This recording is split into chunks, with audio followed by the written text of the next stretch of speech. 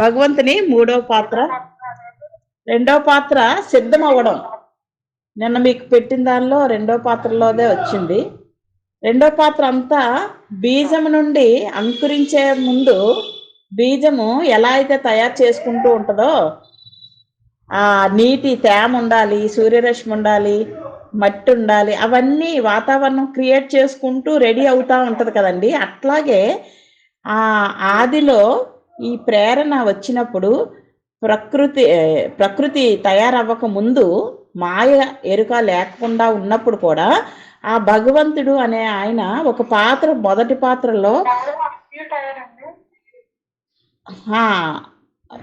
రాధా భువనేశ్వర్ గారు మ్యూట్లో పెడితే పెట్టేసేయండి అమ్మా, పెట్టి వినండి. మ్యూట్లో పెట్టుకోండి అమ్మా భువనేశ్వర్. అది అక్కడ మొదటి పాత్ర నుంచి రెండో పాత్రలోకి వచ్చిందంతా కూడా అదే అండి. అంతా అంతర్నిహితంగా ఉన్న చైతన్యము, అంతర్నిహితంగా ఉన్న ఎరుక, అంతర్నిహితంగా ఉన్న ప్రతిదీ అంతర్నిహితంగానే ఉంది అక్కడ. కానీ మరి సృష్టి జరిగింది అంటే ఎక్కడి నుండి వచ్చింది అంటే ఆయన నుంచే రావాలి కదా. సో ఆయనలోనే కదలికలు లేవు, ఏమీ లేవు, చైతన్యము లేదు అంటున్నాడు. భావం లేదు, అభావము కూడా లేని స్థితిలో చెప్పుకుంటూ వచ్చాడు అనమాట. సో అదంతా కూడా మనకి మొదటి 5-6 రోజులు క్లాసుల్లో కూడా వచ్చిందండి. అది మీరు విందరు. కానీ ఈ రోజుది సృష్టిలోకి వచ్చినప్పుడు మనం సృష్టి మనం ఏంటనుకుంటాం, బ్రహ్మ విష్ణు మహేశ్వరుల స్థితులు రావడానికి సిద్ధంగా ఉంది ఈ మూడో పాత్ర అన్నమాట. ఇది ఈరోజు విందామండి. మూడో పాత్ర సృష్టికర్త త్రిమూర్తిత్వం, 3 తత్వాలు కలిసిన తత్వం గురించి ఇక్కడ చెప్తూ వస్తున్నారు. భగవంతుని మూడవ పాత్ర. భగవంతుని మూడవ స్థితిలో భగవంతుడు సృష్టి స్థితి లయము అనేడు ప్రధాన ధర్మములను నిర్వహించు త్రిమూర్తుల పాత్రలను వహించను. ఇక్కడ ఈ 3 పాత్రలను వహించాడు. ఇక్కడ అంటే మనకి నిజానికి బ్రహ్మని, విష్ణు అని, మనం మహేశ్వరుడని చెప్పుకుంటూ ఉంటాము. నిజానికి అలాంటి రూపాలు లేవు, పేర్లు కూడా ఆయన చేస్తున్న ఒక పనికి ఒక పేరు పెట్టుకున్నాం అంతే, మనకి అందంగా అర్థం అవ్వడానికి, అంతే తప్ప నిజానికి అంతా పరమాత్మలోనే జరుగుతోంది. కానీ ఇన్ని లేవు. కానీ మనం ఎలా చెప్తున్నాము, ఇప్పుడు సూర్యుడని, చంద్రుడని, 3 కోటి దేవతలు అన్నాము, 33 కోట్ల దేవతలు అన్నాము. ఇవన్నీ కూడా ఒక్కొక్క పని ఒక్కొక్కరికి అప్పచెప్పినట్టుగా, ఆ ఒక్కొక్క పనికి ఒక్కొక్కరు చేస్తున్నట్టుగా ఇదంతా సృష్టిలో మనం మాట్లాడుకోవటానికి పెట్టుకున్నాం. అంటే మనకు అర్థం అవటానికి కూడా ఈ రూపాలు, నామాలు పెట్టుకున్నామే తప్ప నిజానికి అక్కడ అసలు సృష్టే లేనిది మిథ్య అని చెప్తున్నారు. లేనిదే ఉన్నట్లుగా మనం చెప్పుకోవడం జరుగుతుంది. అంటే ఆయన స్థితిలో ఆయన ఇదంతా ఒక కళ కంటున్నాడు అనమాట. కళ అంటే అసలైన వాడు ఎవరు? భగవంతుడు సత్యము. ఆ సత్యము శాశ్వతము అన్న దానిలో ఏమీ లేదు. ఒక ఆనందము లేదు, ప్రకాశము లేదు, చైతన్యము లేదు, ఎరుక లేదు. అసలైన వాడు అలా ఉన్నాడు. కానీ అంతటా నిండి సూది మనగొచ్చ సందులేనంతగా నిండిపోయి ఉన్నాడట ఆయన. కానీ అందులో నుంచి ఒక చిన్న భాగంలో ఒక చిన్న ప్రేరణ, ఆది ప్రేరణ, లెహర్ అనే పేరుతో చెప్పుకుంటారు ఇక్కడ బాబావారు. లెహర్ అంటే అల, సముద్రం మీద వచ్చిన అల లాంటిది లెహర్ అంటే. ఆ మొదటి ప్రేరణకి లెహర్ అని పేరు పెట్టారు. ఆ ప్రేరణ ద్వారా మనకి చిన్న కదలిక వచ్చింది. ఎంత చిన్న పార్ట్లో వచ్చింది. కానీ ఇదంతా నిండిపోయి ఉన్నది భగవంతుడే. ఆయన కదలని వాడు ఇప్పటికీ అలాగే ఉన్నాడు. ఆయన ఎప్పటికీ కదలడు. ఆయనే సత్యము, ఆయనే శాశ్వతుడు, ఆయనే అంతా. కానీ ఆయన ఏమీ అనుకోలేదు, సృష్టి చెయ్యాలనుకోలేదు. కనుక మనం ఎట్లాగైతే నిద్రపోయేటప్పుడు మనం ఏమీ అనుకోకుండా నిద్రలోకి వెళ్తే ఆ నిద్ర బాగా పట్టేసరికి చిన్నది పూర్తిగా గాఢ నిద్రలోకి వెళ్ళినప్పుడు సుషుప్తి అవస్థ అని చెప్తాము. భగవంతుడు ఎలాగైతే ఎరుక లేకుండా, ఏ కదలిక లేకుండా, చైతన్య అనుభవం లేకుండా ఉన్నాడో మొదట్లో, అలాగే మనం కూడా గాఢ నిద్రలోకి వెళ్ళినప్పుడు సుషుప్తి అవస్థలో ఏ విషయం తెలియని విధంగా ఉంటాం. అలాంటి సమయంలో ఆ గాఢ నిద్రలో ఉన్న మనకి ఉన్నది ఒక్కటే ఆత్మస్వరూపంగా, ఎరుకగా ఆయన ఉంటాడే తప్ప మనసు పనిచేయదు. అందుకని మనసు పనిచేస్తే ఎరుకున్నట్ల, ఆ మనసు పనిచేయకుండా ఉంటుంది కనుక తెలియని స్థితిలో ఉన్నాం. అక్కడి నుంచి నెమ్మదిగా మళ్ళీ స్వప్నావస్థకు వస్తుంది. అంటే మార్నింగ్ లేచే లోపు స్వప్నం వస్తుంది అన్నమాట. ఈ స్వప్నావస్థలో కొద్దిగా మనసు కదులుతుంది. ఆ కొంచెం మనసుకి చిన్నది తెలుసుకునే తెలివి ఉంటుంది. ఆ సమయంలో కల వస్తుంది మనకి. ఆ కలే లేనిది అని ఎప్పుడు తెలుస్తుంది మనకి? కళ జరుగుతున్నంతసేపు నేను నిజంగానే అనుభవం పొందేస్తూ ఉంటాను. అబ్బా, నా ఫ్రెండ్తో మాట్లాడుతున్నాను, ఈరోజు మా ఫ్రెండ్ ఇంటికి వెళ్ళాను అనుకుంటాను. నిజానికి చూస్తే మార్నింగ్ లేచేసరికి, జాగ్రత్త అవస్థ వచ్చేసరికి ఆ కళలో వచ్చిందంత నిజం కాదు అని అర్థమైంది. అలాగే ఈ భగవంతుని యొక్క పాత్రలన్నీ కూడా నిజం కానివే, మిథ్య అని చెప్తున్నారు. అదంతా భ్రాంతిలో జరిగింది, ఆయన ఊహించుకున్నాడు అంతే. నేనెవరు అనే ప్రశ్న చిన్న ప్రేరణగా ఎప్పుడైతే వచ్చిందో, ఇంకా ఆయనతో ఆయన ఉన్నంత వరకు ఇబ్బంది లేదు, ఒకటిగానే ఉంది. ఆ ఒకటిగా ఉన్నప్పుడు ఆయన కదలని స్థితిలో ఉన్నాడు, ఎరుక లేకుండా ఉన్నాడు, మాయ లేకుండా ఉన్నాడు, భావం అభావం అన్నది లేకుండా ఉన్నాడు, ఏమీ లేకుండా ఉన్నాడు. కానీ ఎప్పుడైతే ఆది ప్రేరణ కలిగిందో, ఆ కలిగిన ప్రేరణ దగ్గర నుండి కూడా ఆయన ఇంకా ఒకటి ఒకటి తయారవుతూ ఉందన్నమాట. అంటే అంతర్నిహితంగా అన్నీ ఉన్నాయి. ఎందుకు ఉన్నాయి అంటే, ఈ చిన్న పార్ట్ ఎప్పుడైతే సృష్టిలోకి వచ్చిందో, మాయకు అనుకూలంగా మాయతో కలిసిందో, మళ్ళీ కొన్నాళ్ళకి లయం అయిపోవడం కూడా జరుగుతుంది. ఆ లయం అయిపోయినప్పుడు మళ్ళా మొత్తం అంతా కూడా అక్కడ సూక్ష్మంలోకి వెళ్ళిపోయి మొత్తం లయం అయిపోయినప్పుడు అంతా అవ్యక్తంగానే ఉంటుంది. ఆ సంస్కార బలాలు మళ్ళీ అక్కడ ఉంటాయి. అందుకనే ఆ సంస్కారం అంతా ఉంది కనుక ఆయనలో కూడా ఆ సంస్కారమే ఎక్కడో తెలియకుండా ఒక కోట్ల సంవత్సరాల తర్వాత మళ్ళీ చిన్న ఆది ప్రేరణగా, లెహర్గా బయటకు పడుతుంది అనమాట. ఆ చిన్నది అది కూడా కనబడదు, అవ్యక్తంగానే ఉంది. ఎంతవరకు? మళ్ళీ వందల వేల సంవత్సరాల వరకు ఆ కదలిక దగ్గర ఉంటుందే తప్ప అక్కడ ఎరుక తయారవ్వదు, చైతన్యము బయటికి రాదు, మాయాశక్తి కలవదు. అక్కడ అంతా మళ్ళీ అక్కడ కూడా ఎన్నో వందల వేల సంవత్సరాలే ఉంటుంది అన్నమాట. ఆ స్థితి కూడా మనం చూడండి, ఆ మొక్క వేయాలనుకున్నప్పుడు ఆ విత్తనానికి ఒక 15 రోజులు పట్టొచ్చు, 20 రోజులు పట్టొచ్చు, నెల రోజులు పట్టొచ్చు అందులోంచి విత్తనం బయటికి రావటానికి మొక్క. అలాగనే ఈయన కూడా అక్కడ అంతా నిండిపోయి ఉన్న ఆయన కదలికలోంచి ఆ చిన్న ప్రేరణ వచ్చినా కూడా మళ్ళీ ఎన్నో వేల సంవత్సరాల వరకు కూడా అది తయారవుతూ ఉంటుంది అన్నమాట. అంటే అంతర్నిహితంగా ఉంది, ఎరుక చైతన్యం అన్నీ కూడా అవి బయటికి వచ్చే పరిస్థితిలో ఉన్నాయన్నమాట. ఇప్పుడు సృష్టికి రెడీ అవుతోంది ఈ 3వ పాత్రకు వచ్చేసరికి. అక్కడ 3 పాత్రల పేర్లు సృష్టి, స్థితి, లయ. ఆయన ఈ 3 పాత్రలు నిర్వహించడానికి ఈ త్రిమూర్తుల పాత్రలను వహించను ఆయనే. ఎందుకంటే భగవంతుడే కదా, ఆ పరమాత్మ అని పేరు పెట్టాము అక్కడ రెండవ స్థితిలోకి. అంటే మొదటి పాత్రగా వచ్చాడు, వచ్చిన తర్వాత రెండో పాత్రలో పరమాత్మ అని పేరు పెట్టాం. మూడో పాత్రలోకి వచ్చేసరికి మళ్ళీ అదే ఒక పరమాత్మే 3 రకాలుగా చెప్పుకుంటున్నాం. మూడు పాత్రలు అయినట్లుగా బ్రహ్మని, విష్ణు అని, లయ అని. ఆ 3 బ్రహ్మ విష్ణు మహేశ్వరులుగా చెప్పుకుంటున్నాము. అక్కడ వేర్వేరు భాషల్లో మనం వేర్వేరు పేర్లతో కూడా పిలుస్తారట. అవి ఏంటి ఆ పేర్లు అంటే, అఫ్రీద్గార్ అంటే బ్రహ్మని పిలుస్తారట కొంతమంది. కొంతమంది అదే బ్రహ్మని ఇఫ్రాఫీల్ అని పిలుస్తారట. కొంతమంది విష్ణుమూర్తిని పర్వద్దిగార్ అని పిలుస్తారు. ఇప్పుడు మనం మెహర్ బాబా వారి ప్రార్థనలో వచ్చే పేర్లు అన్నమాట ఇవి. విష్ణుమూర్తిని పర్వద్దిగార్ అని పిలుస్తున్నారు. వేరే వాళ్ళు మైకేల్ అని పిలుస్తున్నారు విష్ణువుని. మహేశ్వర్ని ఫనాకార్ అని పిలుస్తారు. మెహర్ సంస్థ, మెహర్ భాష, ఆ భాష ఏదైతే వాడారో ఆయన అక్కడ వేరే వాళ్ళు ఇజ్రాయిల్ అని పిలుస్తున్నారు అనమాట.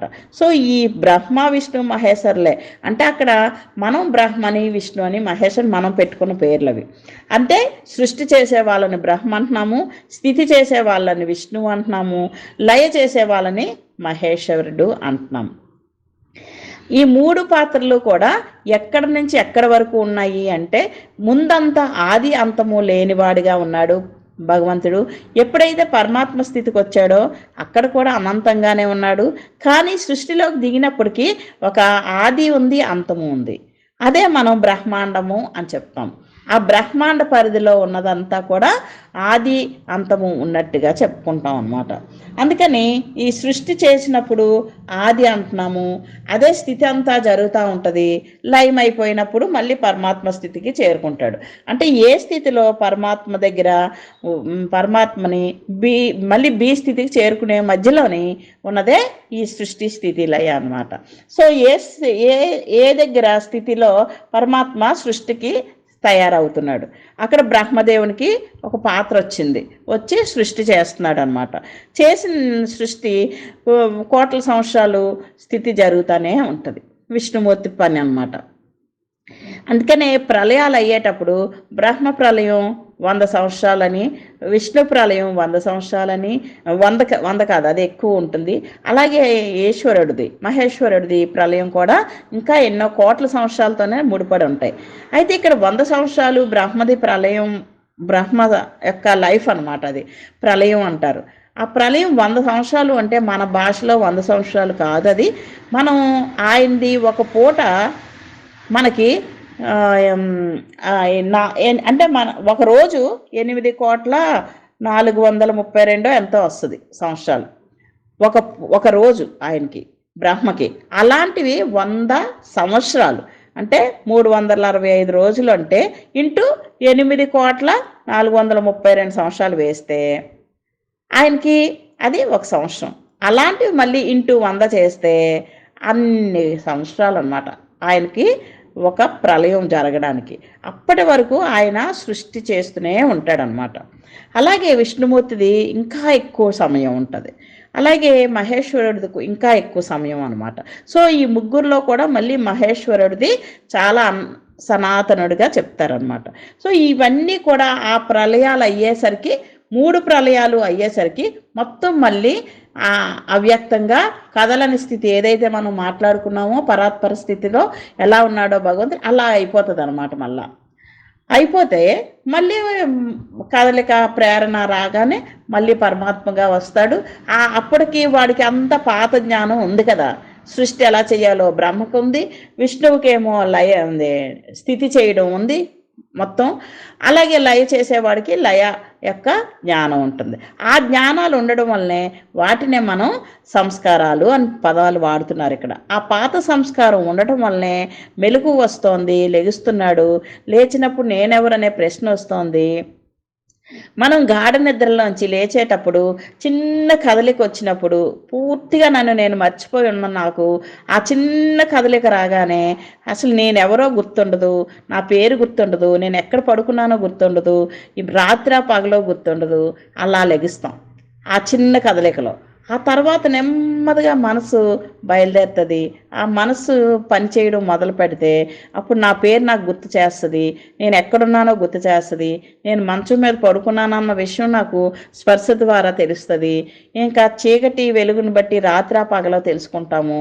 అంటే ఇన్ని ఉన్నాయి కనుక మనం ఆ కొద్దిగా సమయంలోనే నెమ్మదిగా ఎలాగైతే బయటకు వస్తామో అట్లాగే ఈ భగవంతుడు ఏమీ తెలియని స్థితిలో ఉన్నప్పుడు ఆ లెహర్ అనే చిన్న అలా బయలుదేరినప్పుడు నేనెవరు అనే ప్రశ్న బయలుదేరేసరికి ఆ నేనెవరు అనుకుంటే అక్కడ రూపాలు లేవు, నామాలు లేవు, చైతన్యము లేదు, ఎరుక లేదు, ప్రకాశము లేదు, ఎలా తెలుసుకోగలుగుతాడు?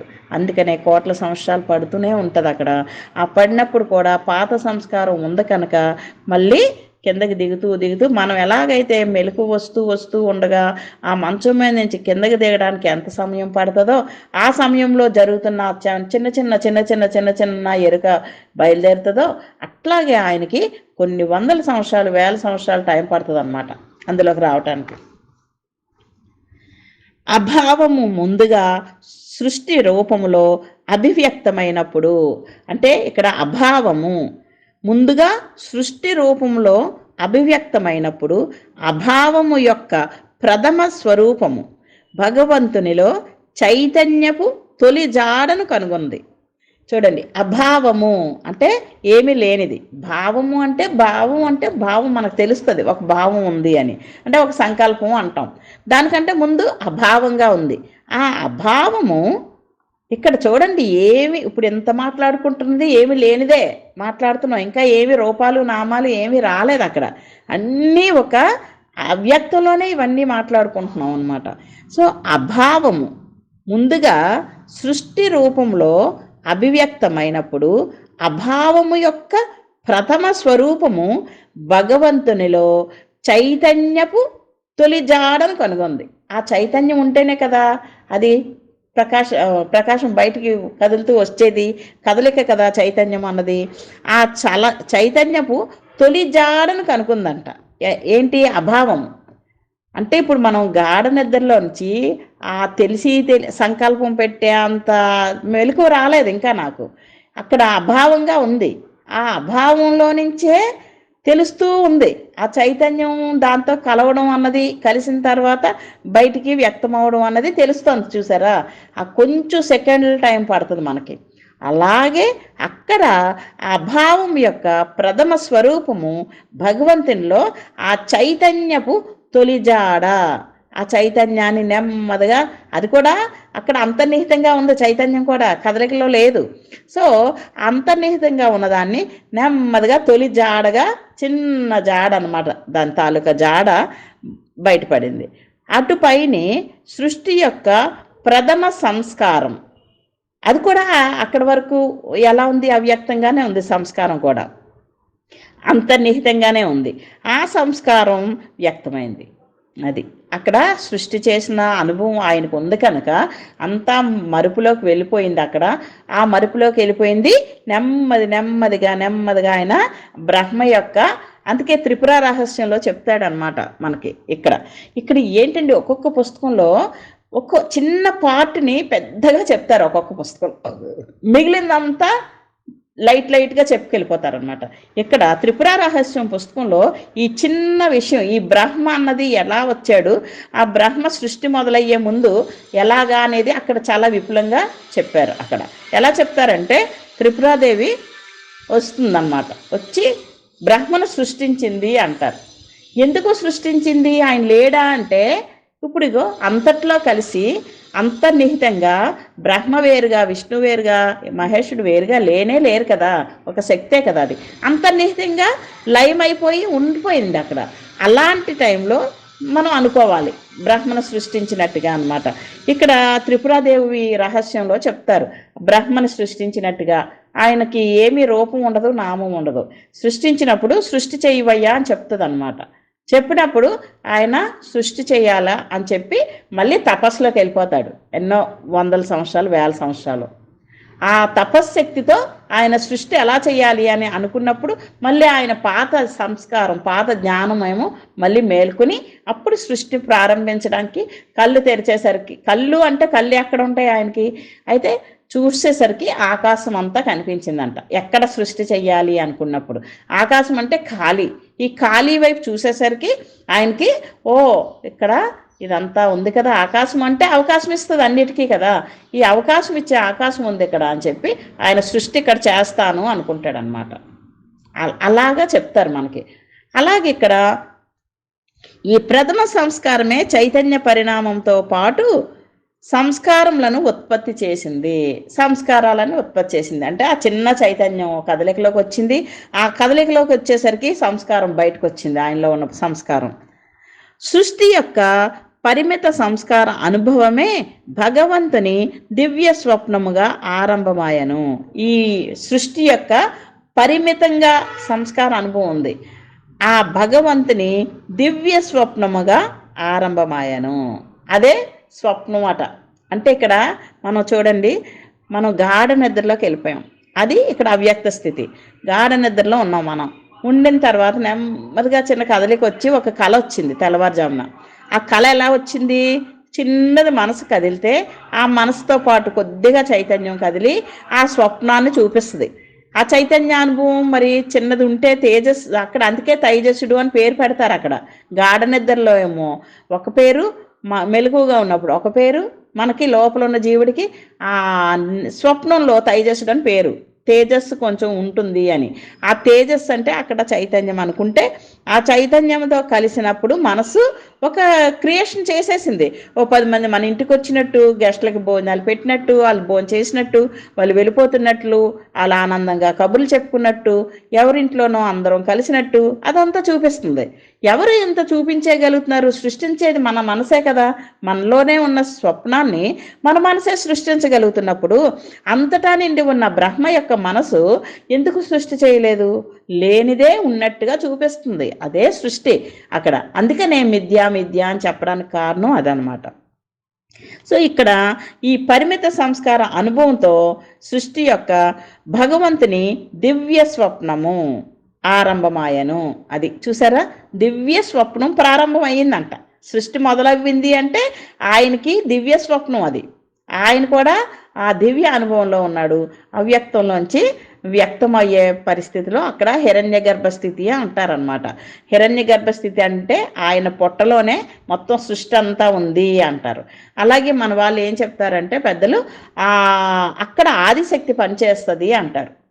పంచబ్రహ్మలు ఉన్నట్టుగా చెప్తారు మనకి. ఆ ఆదిశక్తి అక్కడ మహేశ్వరుడితో కలిసి ఆదిశక్తి ఉంది. ఆ ఆదిశక్తి యొక్క ప్రేరణతో ఈ సృష్టి అంతా జరిగింది అని మాట్లాడుకుంటాం. అంటే మన భాషలు, పదాలు ఇక్కడ చెప్పే మాస్టర్ని బట్టి, గురువుని బట్టి ఆ పదాలు మారిపోతూ ఉంటాయి. అందుకని అక్కడ ఆడపేరైనా మగ పేరైనా ఒక శక్తి స్వరూపమే తప్ప దానికి స్త్రీ అని కానీ పురుషుడని కానీ రూపాలు లేవు. అందుకనే మనం ఆ స్థితిలో ఒక పేరు పెట్టాము అంటే అక్కడ ఏ పేరుతో పిలుస్తున్నారో ఆ పేరు వాడతారు. కొంతమంది స్త్రీ పేరు చెప్తారు, కొంతమంది పురుషుని పేరే చెప్తారు అన్నమాట. సో ఇక్కడ ఆ దివ్య స్వప్నము మొదలైపోయింది. అది అంటే ఇక్కడ అసలు ఈ రెండిటికి మధ్యలో ఈ ప్రకృతి సిద్ధంగా ఈ సృష్టి తయారవ్వకముందు చాలా సబ్జెక్ట్ మనం విన్నాం ఇది వరకు. అదంతా వేరే కాన్సెప్ట్. అది మళ్ళీ మనం ఎప్పుడైనా కానీ ఇది ఎప్పుడైతే అర్థమవుతుందో, ఇది క్లుప్తంగా చెప్పుకుంటూ వెళ్తున్నారు, ఈ క్లుప్తంగా మనం అర్థం చేసుకోవడం వస్తే ఇన్ని స్టెప్స్ ఉంటాయని ఎప్పుడైతే ఇది అర్థమైందో మళ్ళీ మళ్ళీ మనం చెప్పుకున్నప్పుడు ఆ మధ్యలో ఆ గ్యాప్లో జరిగిన సబ్జెక్ట్ కూడా మనం మళ్ళీ వెలుపులకి తెచ్చుకొని చెప్పుకోవచ్చు. ఇక్కడ భగవంతుని దివ్య స్వప్నం ఆరంభమాయను అంతే. అంటే సృష్టి మొదలవుతుంది అని.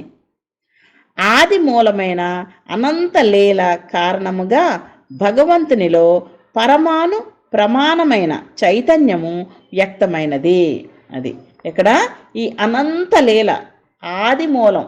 ఆది మూలం అంటే సృష్టికి ఆది మూలంగా ఉంది కనుక ఇక్కడ అనంత లీల అంటే అనంతమే. ఇప్పుడు మన దృష్టిలో ఇదంతా అనంతమే కదా. ఎందుకంటే ఎన్నో విశ్వాండాలు ఉన్నాయి, ఎన్నో బ్రహ్మాండాలు. ఇవన్నీ మొదలయ్యే ముందు సంగతి చెప్తూ ఇదంతా అనంతంగా మనం చూస్తున్నాం కదా దీన్ని.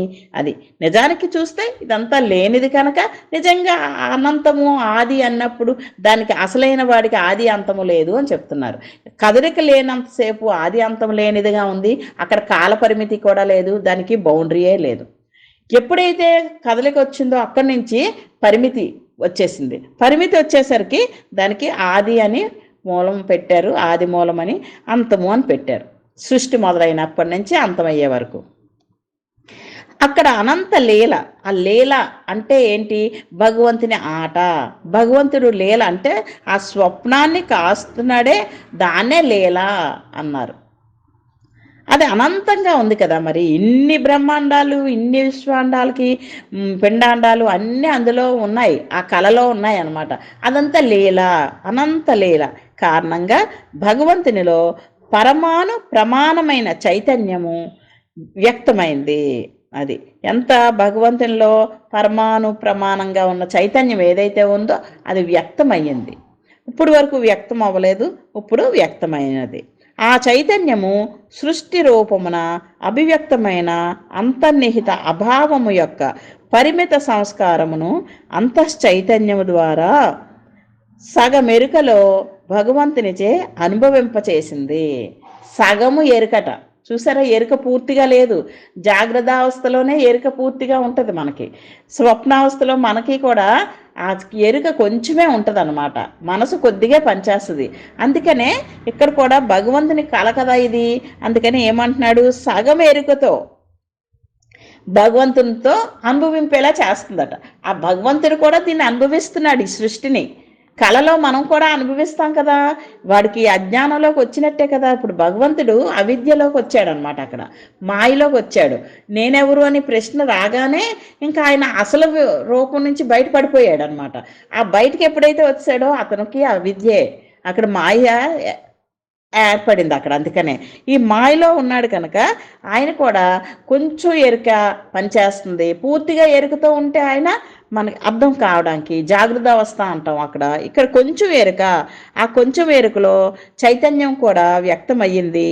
వ్యక్తమైన తర్వాత అభావము యొక్క పరిమిత సంస్కారము, అభావంలోనే ఇదంతా వచ్చింది. అంటే శూన్య స్థితి, అభావం అంటే శూన్యంగా ఉంది, అందులో నుంచే ఇదంతా పుట్టింది కదా.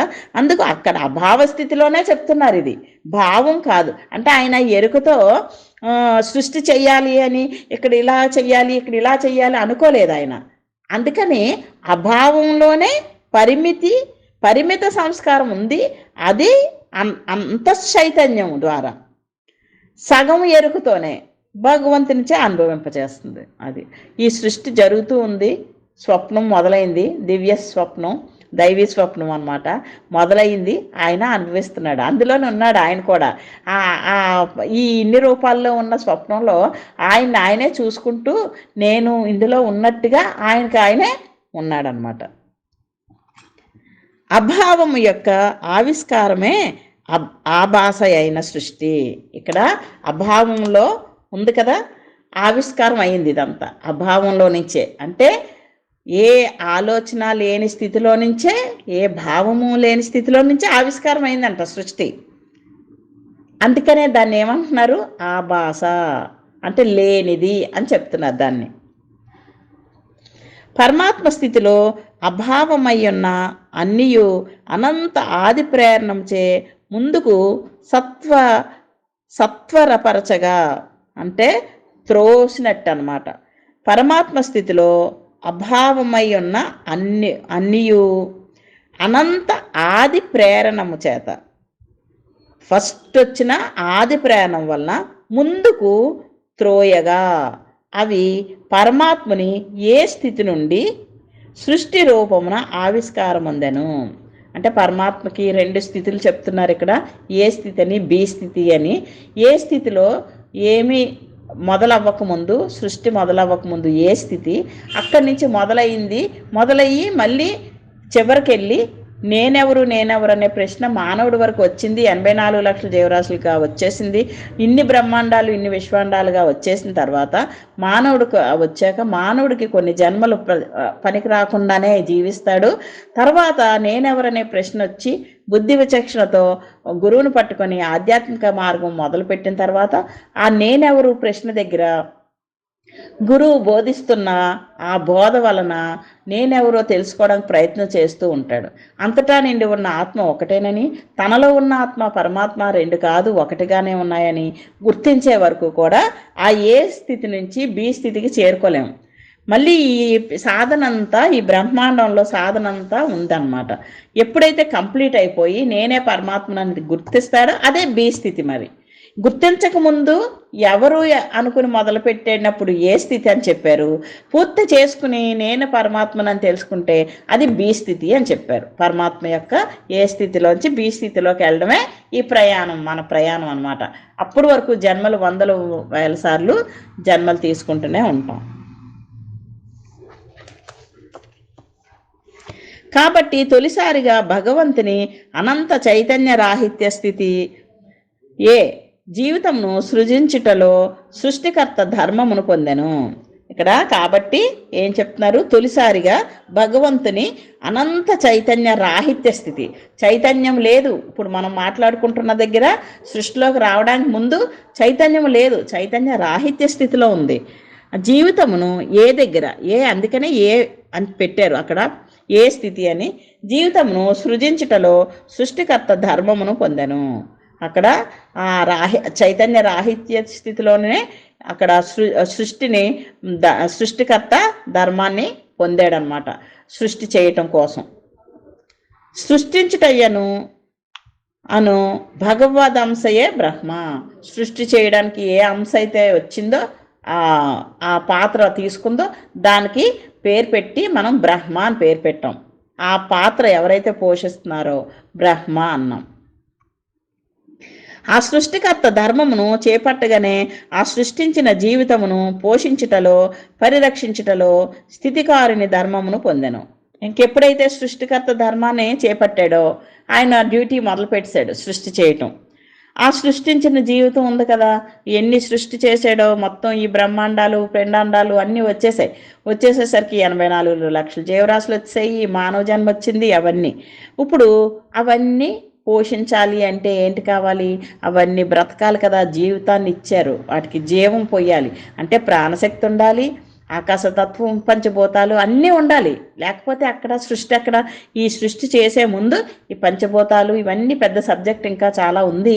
అదంతా ఇక్కడ క్లుప్తంగా చెప్పుకొస్తున్నారు. అక్కడ మనకి అదంతా సాంఖ్యయోగంలో మళ్ళీ వస్తుంది. సో ఈ సృష్టి జరిగే ముందు తన్మాత్రలుగా ఉన్న పంచభూతాలు ఉంటాయి, ఆకాశము, వాయువు, అగ్ని, నీరు, అక్కడ పృథ్వీ కూడా. ఇవన్నీ కూడా పంచీకరణ చేసినప్పుడు 5 కలయిక జరుగుతూ సాంఖ్యయోగంగా చెప్తారు. అది ఆ కలయిక జరిగిన తర్వాత స్థూలం ఏర్పడుతుందని, స్థూల ఆకాశం ఉందని, స్థూలాకాశంలోనే సృష్టి జరిగింది అని చెప్తారనమాట.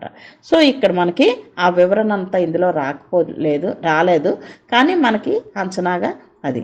సో ఇక్కడ సృష్టి జరిగిన వాటికి పోషించే డ్యూటీ ఒకరు తీసుకోవాలి.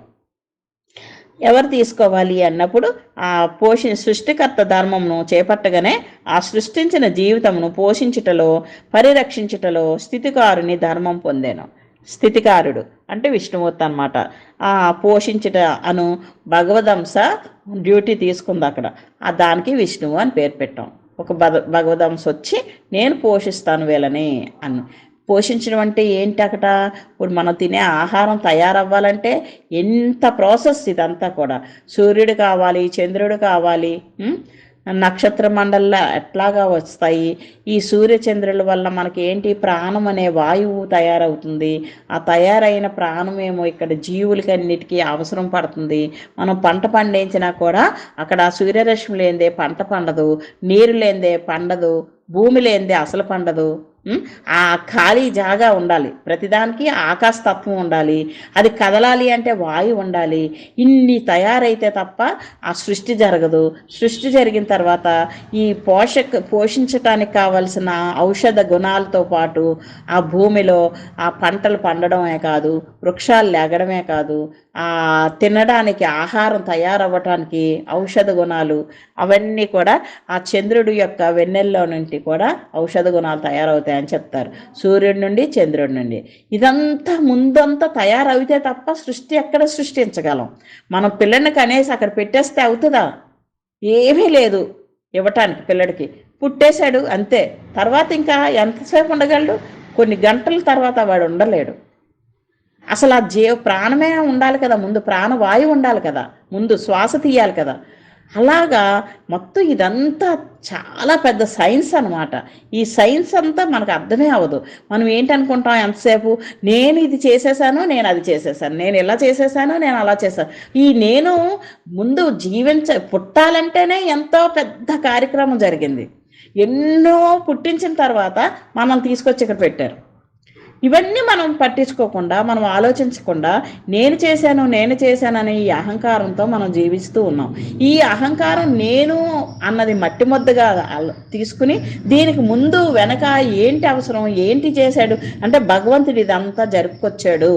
ఆయన ఇప్పుడు కూడా నాలో ఉన్నాడు కనుక నేను జీవించున్నాను.